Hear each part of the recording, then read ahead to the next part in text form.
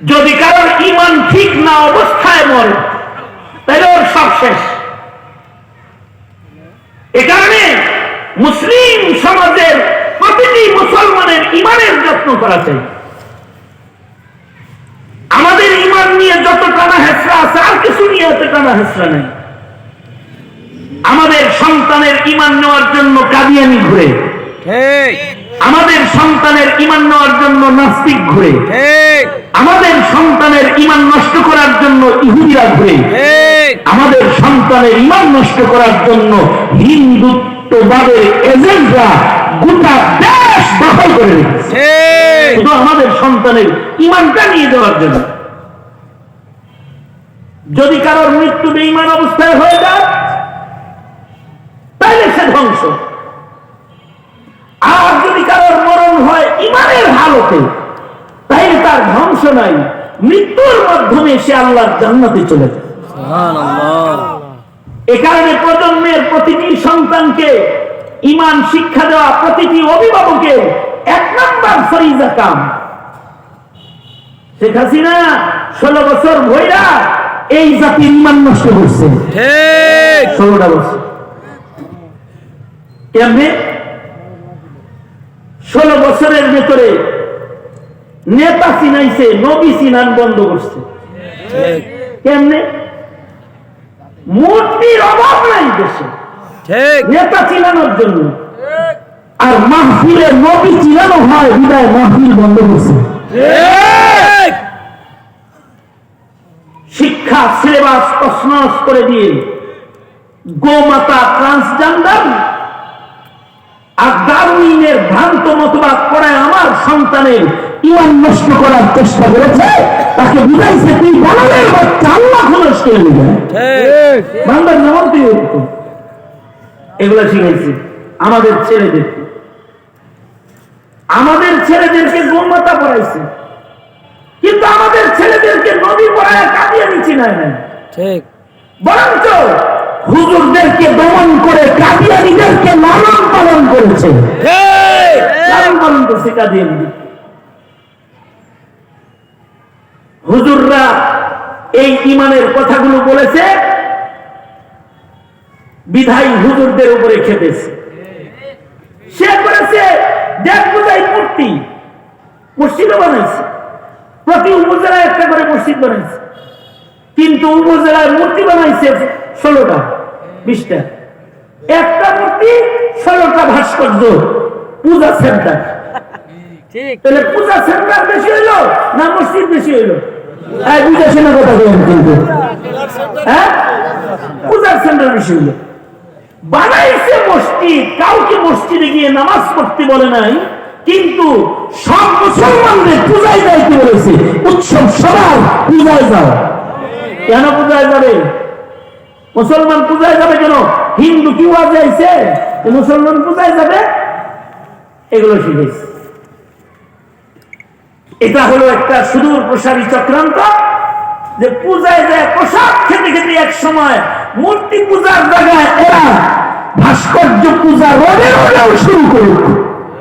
মূর্তি পূজা যারা শিখবে, যারা হিন্দুর পূজায় যায় প্রণাম করবে, তারা ভাস্কর্য মুজিবকে প্রণাম করতে সমস্যাটা কি? কি বুঝে নাই বিষয়টা? উৎসাহটা কোন দিকে? উৎসাহ হলো মূর্তি পূজার দিকে। আর তাওহীদ আর একাত্মবাদ যেন মুসলিম না শিখে, এজন্য ওয়াজ মাহফিলে বাধা, যারা একাত্মবাদের কথা বলবে তাদেরকে বাধা। কিন্তু খুশির খবর হলো মূর্তিরে চিনার লাগে না, যতই মূর্তি বানায় মুসলমান বুঝে মূর্তি পূজার নয়, এটা মিটায় দেওয়া, এটা মুসলমান বুঝে। এ কারণেই 5ই আগস্ট থেকে শুরু করে 6 আগস্ট বিকালের আগে ঢাকা শহরের সব মূর্তি না, শুধু বাংলাদেশের সব ভাস্কর্য শুয়ে পড়ছে। আমি আপনাদেরকে জিজ্ঞাসা করি, এই মূর্তিগুলা তো এই ইমাম পরিষদ ভাঙছে, কথা বলেন না কেন? হ্যাঁ, ইমাম মুয়াজ্জিন পরিষদ ভাঙছে, হেফাজতের মহাসচিব সাজিদ সাহেব 3টা ভাঙছে, আর মুহিবুল্লাহ বাবুনগরী 10টা ভাঙছে, মামুনুল হক ভাঙছে, আর মানছে? কি কথা বল না কেন? মানছে না, খালি সেগুলা ইউনিট কিছু মানছে। কোন ইমাম বাংলো না, কোন হুজুর বাংলো না, কোন পীর বাংলো না, সন্নিবতির বিশ্বাস তো 3-4টা মানছে অবশ্যই। আর এই যে আমার বিয়ের জামা সব উনি মানছে 27-28টা। কে ভাঙলো এগুলো? এগুলো ভাঙছে ইব্রাহিমের ছেলেরা। ওরা স্কুলে পড়ে, কলেজে পড়ে, কিন্তু ওরা মূর্তি পূজা করে না, ওরা এক আল্লাহর গোলামি করে।